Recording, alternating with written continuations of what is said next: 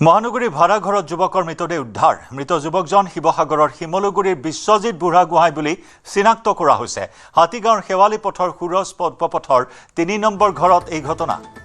হাতীগাঁৱৰ শেৱালি পথত থকা সুৰুজ উপপথৰ ৩ নম্বৰ ঘৰত এই ঘটনা সংঘটিত হৈছে যুৱকজনৰ দুদিন পূৰ্বে মৃত্যু হোৱাৰ সন্দেহ প্ৰকাশ আৰক্ষীৰ ফেব্ৰুৱাৰীৰ পৰা ভাড়াঘৰটোত অকলেই থাকিছিল যুৱকজন এজন এছিএছ বিষয়াৰ সহায়ক হিচাপে কৰ্মৰত আছিল বিশ্বজিৎ বুঢ়াগোহাঁই ঘটনাস্থলীত উপস্থিত হৈ তদন্ত হাতীগাঁও আৰক্ষী আৰু ফৰেনচিকৰ দলৰ প্ৰাথমিক তদন্তত আৰক্ষীয়ে স্বাভাৱিক মৃত্যু বুলি সন্দেহ প্ৰকাশ কৰিছে মৃতদেহৰ মৰণোত্তৰ পৰীক্ষাৰ বাবে জিএমচিএইচলৈ প্ৰেৰণ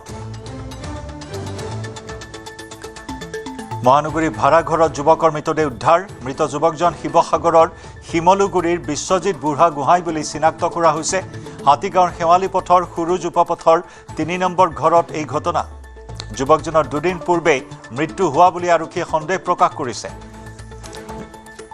ফেব্ৰুৱাৰী মাহৰ পৰা ভাড়াঘৰটোত অকলে থাকিছিল যুৱকজন জনতা ভৱনত এগৰাকী এছিএছ বিষয়াৰ সহায়ক হিচাপে কৰ্মৰত আছিল বিশ্বজিৎ বুঢ়াগোহাঁই ঘটনাস্থলীত উপস্থিত হৈ ইতিমধ্যে হাতীগাঁও আৰক্ষী আৰু ফৰেনচিকৰ দলে আৰম্ভ কৰিছে তদন্ত প্ৰাথমিক তদন্তত আৰক্ষীয়ে এয়া যুৱকজনৰ স্বাভাৱিক মৃত্যু হোৱা বুলি সন্দেহ প্ৰকাশ কৰিছে ইতিমধ্যে মৃতদেহৰ মৰণোত্তৰ পৰীক্ষাৰ বাবে জিএমচিএইচলৈ প্ৰেৰণ আমাৰ সতীৰ্থ সাংবাদিক প্ৰিয়ব্ৰত গগৈৰ সৈতে সংযুক্ত হৈছো ঘটনাস্থলীৰ পৰা প্ৰিয়ব্ৰত কি তথ্য লাভ কৰিছে এই মুহূৰ্তত হয়তো এক চাঞ্চল্যকৰ ঘটনা বা এক চাঞ্চল্যকৰ খবৰ বৰ্তমান সময়ত দৰ্শকসকলক দিবলৈ ওলাইছো যে হাতীগাঁৱৰ শেৱালি পথৰ সুৰুজ উপপথত আপুনি ইতিমধ্যে যেনেধৰণে উল্লেখ কৰিলে যে এটা মৃতদেহ উদ্ধাৰ হৈছে আৰু মোৰ পাছফালে থকা যি এই ৩ নম্বৰ ঘৰ এই ৩ নম্বৰ ঘৰৰে তৃতীয় মহলাত ওপৰলৈ যদি চাওঁ তেন্তে আমি তৃতীয় মহলাত এই আচলতে মৃতদেহটো উদ্ধাৰ হৈছে আৰু মৃতদেহটো ইতিমধ্যে চিনাক্তকৰণ হৈছে যিগৰাকী ভাড়াতীয়া হিচাপে আছিল এই ঘৰটোত বা সেই ৰুমটোত যিগৰাকী ভাড়াতীয়া হিচাপে আছিল সেই ব্যক্তিজনেই আচলতে বিশ্বজিৎ বুঢ়াগোহাঁইৰ মৃতদেহ বুলি ইতিমধ্যে চিনাক্ত কৰা হৈছে আৰু শিৱসাগৰ জিলাৰ শিমলুগুৰিত তেখেতৰ ঘৰ বুলি জানিব পৰা গৈছে আৰু বিগত কেইবা মাহ ধৰি এই ঘৰটোতে তেওঁ ভাড়াতীয়া হিচাপে আছিল বা ভাড়াতীয়া হিচাপে ইয়াতে বসবাস কৰিছিল আৰু যিহেতু দুদিন পূৰ্বে ইতিমধ্যে যদি চোৱা হয় তেন্তে আৰক্ষী মন্তব্য অনুসৰি আৰক্ষীৰ কথোপকথন আমি কথা বতৰা কৈছিলোঁ তেতিয়া তেওঁলোকৰ মন্তব্য অনুসৰি ইতিমধ্যে যথেষ্ট বেয়া হৈছে মৃতদেহ বা মৃতদেহৰ পৰা দুৰ্গন্ধ আহিবলৈ আৰম্ভ হৈছে গতিকে তেওঁলোকে সন্দেহ কৰিছে বা যিসকল আচলতে ইয়াত থকা লোক আছে ইয়াৰ আৱাসী আনসকল আৱাসীয়ে সন্দেহ কৰিছে যে প্ৰায় দুদিন পূৰ্বেই এইজন বিশ্বজিৎ বুঢ়াগোহাঁইৰ মৃত্যু হৈছে গতিকে বৰ্তমান সময়ত আৰক্ষী উপস্থিত হৈছে দুপৰীয়া ভাগতে গোটেই আচলতে খবৰখিনি আৰক্ষীয়ে লাভ কৰিছিল বা সকলোৱে সন্দেহ কৰিছিল তাৰ পাছতে আৱাসীসকলে বা ঘৰৰ যি আচলতে মালিক আছে মালিকে অইন যি আচলতে আৰক্ষী আছে হাতীগাঁও আৰক্ষীৰ সৈতে যোগাযোগ কৰিছিল হাতীগাঁও আৰক্ষীয়ে আহি দৰ্জা খোলাত সেই মৃতদেহটো দেখিবলৈ পালে আৰু তাৰ পাছতে বৰ্তমান সময়ত দেখিবলৈ পাইছে দুৰ্গন্ধ ওলোৱাতহে যুৱকজনৰ মৃতদেহ উদ্ধাৰ হ'ল নেকি নে ইয়াৰ পূৰ্বৰে পৰাই যোগাযোগ কৰা হৈছিল পৰিয়ালৰ লোকে যোগাযোগ কৰিছিল নে নাই ঘৰৰ মালিকে বিষয়টোক গুৰুত্ব দিছিল নে নাই যে দুদিন ধৰি যুৱকজন দেখা দেখি নাই বা কাৰ্যালয়ৰ ফালৰ পৰা কিবা যোগাযোগ কৰা হৈছিল নে নাই যুৱকজনক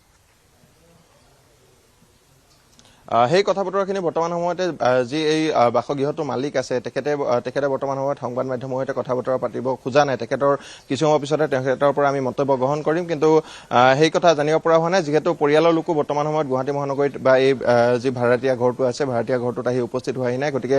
তেওঁলোকেও যোগাযোগ কৰিছিল নে সেই কথাও বৰ্তমান সময়ত ডাঠি ক'ব নোৱাৰি বা নিশ্চিতভাৱে ক'ব নোৱাৰি কিন্তু যি আচলতে ঘৰৰ মালিক আছে বা যিসকল আৱাসী আছে আৱাসীসকলে গোন্ধ ওলোৱাৰ পাছতহে যেতিয়া দুৰ্গন্ধ বিয়পি পৰিছিল সমগ্ৰ ঘৰটোতে দুৰ্গন্ধ বিয়পি পৰাৰ পাছতে আৰক্ষীক যোগাযোগ কৰিছিল আৰক্ষীয়ে আহি দৰ্জা ভাঙি যেতিয়া ভিতৰত প্ৰৱেশ কৰিছে তেতিয়া মৃতদেহ উদ্ধাৰ হোৱা দেখিবলৈ পোৱা গৈছে জয়ন্ত নিশ্চয় কিন্তু কি পৰিস্থিতিত উদ্ধাৰ কৰা হ'ল মৃতদেহ কেনেকুৱা পৰিস্থিতিত উদ্ধাৰ কৰা হৈছে সেই সন্দৰ্ভত কিবা জানিব পৰা হৈছে প্ৰিয়ব্ৰত হয় জয়ন্ত আৰক্ষীয়ে যি কথা ইতিমধ্যে উল্লেখ কৰিছে যে মৃতদেহটো আচলতে এখন বিচনাত পৰি থকা অৱস্থাত উদ্ধাৰ হৈছে বিচনাত পৰি থকা অৱস্থাত তেওঁ উদ্ধাৰ হৈছে আৰু সমান্তৰালভাৱে যদি চোৱা হয় তেন্তে কাষতে খাদ্যবস্তু যি সেৱন কৰি আছিল যি খাদ্যবস্তু তেওঁ গ্ৰহণ কৰি আছিল সেই খাদ্যবস্তুৰ অংশও আচলতে থকা বুলি ইতিমধ্যে সদৰি কৰিছে গতিকে আৰক্ষীয়ে ইতিমধ্যে সন্দেহ কৰিছে গোটেই ঘটনাটো হয়তো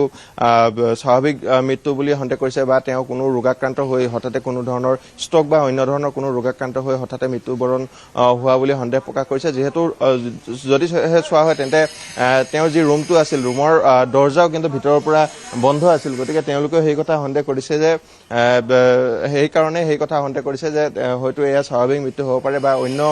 কোনো যেতিয়া আচলতে ঘৰৰ লোকক সোধা পোছা কৰিছে ঘৰৰ মালিকে হওক বা অন্য আৱাসীসকল হওক তেওঁলোকেও কৈছে যে সেইদিনা অন্য কোনো লোকক অহা যোৱা দেখা পোৱা নাছিল গতিকে আৰক্ষীৰ প্ৰাথমিক তদন্ত নিশ্চিতভাৱে আৰক্ষীৰ সঠিক তদন্তত হয়তো সেইখিনি কথাও পোহৰলৈ আহিব কাৰণ মৃতদেহৰ মৰণোত্তৰ পৰীক্ষাৰ ইতিমধ্যে ব্যৱস্থা গ্ৰহণ কৰিছে আৰক্ষীয়ে প্ৰিয়ব্ৰত ধন্যবাদ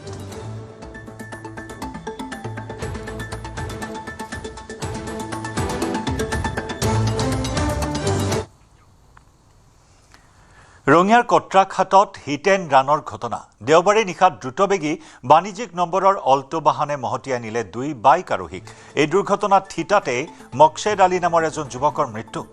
দুৰ্ঘটনাটো ইমানেই ভয়াৱহ আছিল যে কেন্দুকোনাৰ পৰা বালিসত্ৰ অভিমুখী বগা ৰঙৰ এল্টো বাহনখনে দুৰ্ঘটনা সংঘটিত কৰিয়ে বহুত দূৰলৈ মহতিয়াই নিয়ে বাইক আৰোহী দুজনক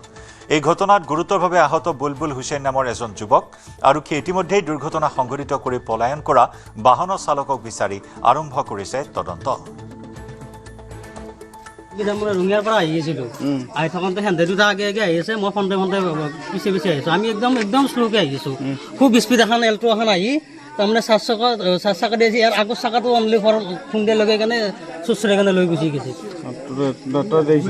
গাড়ীখনৰ কালাৰ কেনেকুৱা কালাৰখন বগা কালাৰ নম্বৰ চমৰ মনত নাই তাৰমানে মই উঠাব চালোঁ না আৰু খুব স্পীড গুচি গৈছে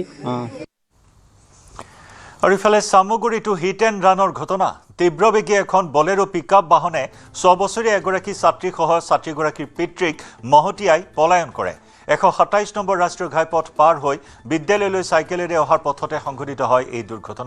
দুৰ্ঘটনাৰ ফলত গুৰুতৰভাৱে আহত হয় ছাত্ৰীগৰাকীৰ পিতৃ শামছাদ আলী দুয়োকে সংকটজনক অৱস্থাত উন্নত চিকিৎসাৰ বাবে প্ৰেৰণ নগাঁও মেডিকেল কলেজ হাস্পতাললৈ দুৰ্ঘটনা সংঘটিত কৰিয়েই পলায়ন কৰে বলেৰো পিকআপ বাহনখনে ষ্টুডেণ্ট এটা লৈ গৈ আছিল মানুহজনে স্কুললৈ এই বুলেৰো এখন আহিছে আহি পেলাই এইফালৰ পৰা আহি পেলাই বেক চাইড মাৰি দিলে তাক বেক চাইড মাৰি পেলাই দিলে মুচু ফাটি গ'ল আৰু ছোৱালীজনী বাছত নাওছে ঠিক নাই মৰি যাব পাৰে ক'ৰ হয় কিবা গম পাইছা নেকি মানুহটো ক'ৰ হয় সেইটো গম পোৱা নাই আনহাতে ক্ষেত্ৰীৰ 27 নম্বৰ ৰাষ্ট্ৰীয় ঘাইপথৰ কয়লাশিলত দুৰ্ঘটনা দ্ৰুতবেগী নিয়ন্ত্ৰণহীন এখন ট্ৰাকে খুন্দা মাৰে ডিভাইডাৰত এই দুৰ্ঘটনাত থিতাতে মৃত্যু ঘটে ট্ৰাকখনৰ এজন চালকৰ ট্ৰাকখনত থকা আন এজন লোক গুৰুতৰভাৱে আঘাতপ্ৰাপ্ত ক্ষেত্ৰী যান বাহন আৰক্ষী উপস্থিত হৈ উদ্ধাৰ কৰে মৃতদেহ এই পৰ্যন্ত মৃত চালকজনৰ পৰিচয় জানিব পৰা হোৱা নাই हरियाणा पे और जो जिसका डेड हुआ उसका नाम क्या है उसको मालूम नहीं है उसका मालूम नहीं है वो अमित नाम है उसका वो यूपी का रहने वाला है यूपी का रहने वाला है